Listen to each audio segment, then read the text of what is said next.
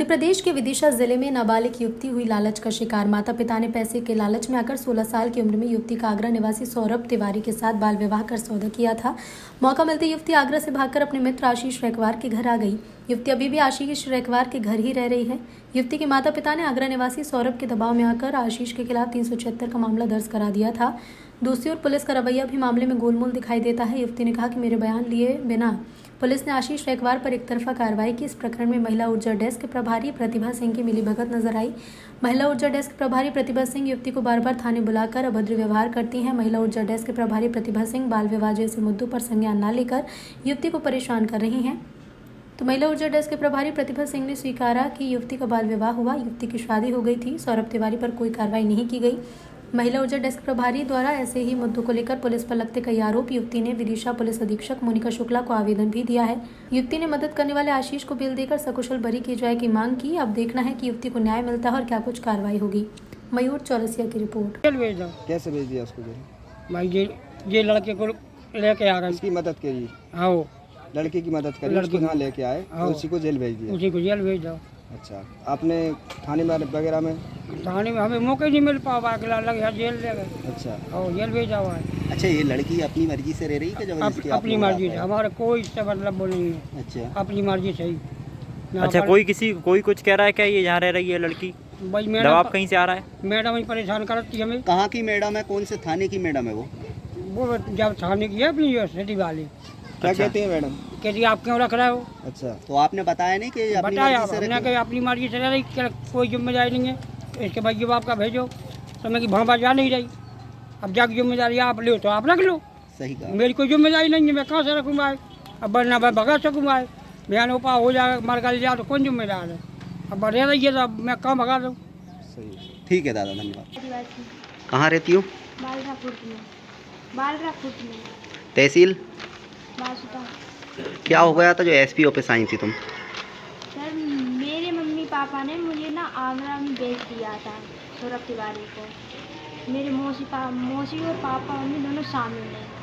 तो मैंने इस आशीष के साथ में आ गई थी, तो इनने रिपोर्ट की और कोई मेरे बयान नहीं लिखे गए। और जो मैंने बयान दिए तब भी लड़का जेल गया। और मैंने मैडम से तक बोला कि इन लोगों ने मुझे भेज दिया है, तब भी मेरी कोई सुनवाई नहीं हुई, ना कोर्ट में ना थाने में। और पापा मम्मी मुझे उसके पास ज़बरदस्ती भेज रहे हैं। जी मैम, शुभ नाम क्या है आपका? ऐसे प्रतिभा सिंह। जी, आशीष रैकवार पर क्या कार्रवाई की गई थी और किसके द्वारा की गई थी? आशीष रैकवार एक नाबालिग लड़की को भगा कर ले गया था और करीबन 2 महीने रखा और शायद अगस्त में ले गया था। और फिर उसे हमने अक्टूबर में हमने उसे दस्तयाब किया, उसके स्टेटमेंट लिए। तो उसने बताया कि वो उसे काफ़ी समय से पसंद करती थी, लेकिन उसकी शादी कहीं और हो गई थी। तो फिर वो अपने मायके आई हुई थी, तो आशीष उसे बहला फुसला कर ले गया कि चलो हम शादी कर लेंगे। तो 2 महीने तक उसे इंदौर में रखा, वहाँ से वो दस्तयाब हुई थी। फिर उसके बाद उसमें 363 की FIR पहले ही हो गई थी हमारे यहाँ। फिर उसके बाद उसमें 376 इजाफा हुई, SC/ST एक्ट की इजाफा हुई और उसको फिर गिरफ्तार करके जेल भेजा। मैंने सिर्फ उसमें स्टेटमेंट लिए थे और मेडिकल करवाया था और वो प्रेग्नेंट भी थी। जैसे कि मैम नाबालिग लड़की थी और उसके माता पिता ने उसकी नाबालिग में शादी कर दी थी, तो आखिर उन पर क्यों कार्रवाई नहीं हुई? और जो आगरा उसको बेचा गया था उस पर क्यों कार्रवाई नहीं की गई?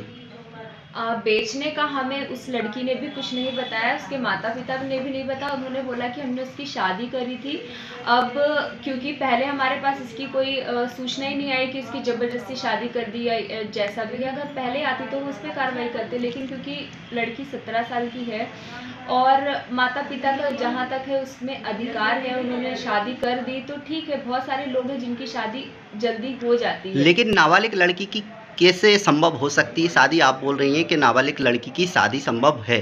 बात संभव की मैं बोल ही नहीं रही हूँ, मैं ये बोल रही हूँ माता पिता ने कर दी तो उसकी हमारे पास कोई रिपोर्ट नहीं आई। लेकिन क्योंकि वो लड़की को भगा ले गया, उसकी हमारे पास उसके माता पिता ने रिपोर्ट लिखवाई कि मेरी लड़की को वो भगा ले गए हैं। तो फिर हमने उस पर FIR की, उसको दस्तयाब किया, फिर उसमें इजाफा हुई धारा अगर उसकी हमारे पास कोई शिकायत करता कि इनने अपनी नाबालिग लड़की की शादी कर दी है, ये कर दी है, तो उसमें कार्रवाई करते फिर उसकी। लड़की का कहना है कि मेरी 16 साल में मेरे माता पिता ने मुझको 1 लाख रुपए में आगरा में बेच दिया था सौरभ तिवारी को, हम्म, और सौरभ तिवारी पर कोई कार्रवाई नहीं की गई। और दूसरी बात कि आशीष रेकवार पर कार्रवाई की गई है।